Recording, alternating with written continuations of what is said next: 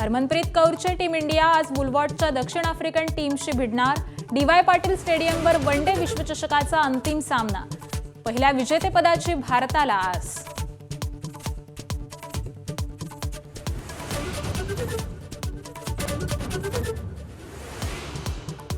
विश्वचषक जिंकल्यास भारतीय महिला संघाला बीसीसीआय 125 कोटींचं पारितोषिक देण्याची शक्यता।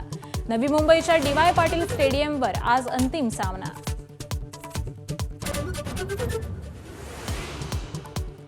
महाविकास आघाडी मनसेला विनापरवानगी सत्याचा मोर्चा काढणं भोवलं।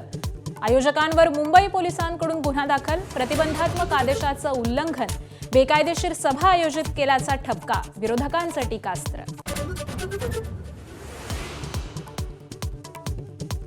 पुढील आठवड्यात नगरपालिकांच्या निवडणुकांची घोषणा होण्याची शक्यता। 246 नगरपालिका आणि 42 नगरपंचायतींसाठी मतदान, तर दुसऱ्या टप्प्यात जिल्हा परिषद पंचायत समितीचं इलेक्शन।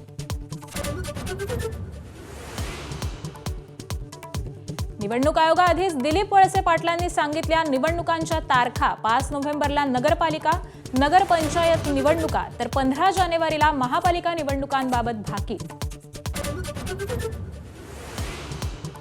उद्धव ठाकरे पुन्हा मराठवाडा दौरा करणार। येत्या 5 ते 8 नोव्हेंबरला संभाजीनगरातून दौऱ्याची सुरुवात। सरकारच्या मदतीचा आढावा घेणार।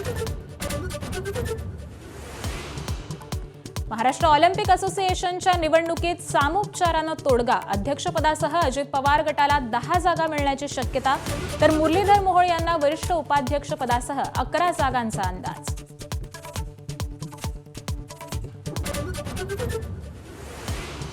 पुण्यातील जैन बोर्डिंग उद्यापासून पुन्हा सुरू होणार। संस्थेच्या जमीन विक्रीचा करार रद्द झाल्यानं जैन बोर्डिंग पुन्हा सुरू होण्याचा मार्ग मोकळा। नागपुरातील हिवाळी अधिवेशनात मंत्र्यांच्या बंगल्याच्या डागडुजीच्या कामांसाठी कंत्राटदारांचा नकार।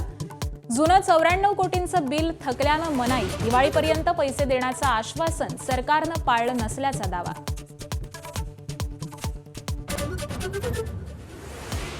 नोव्हेंबर महिन्यात राज्यासह देशात सरासरीपेक्षा अधिक पावसाची शक्यता, तर थंडीचा जोरही कमी। हवामान विभागाचा अंदाज।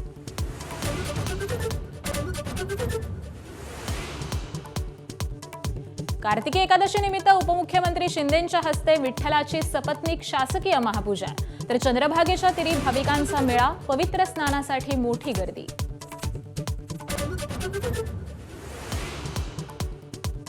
बॉलिवूडचा किंग शाहरुख खानचा आज वाढदिवस। शाहरुख खानचं 61व्या वर्षात पदार्पण।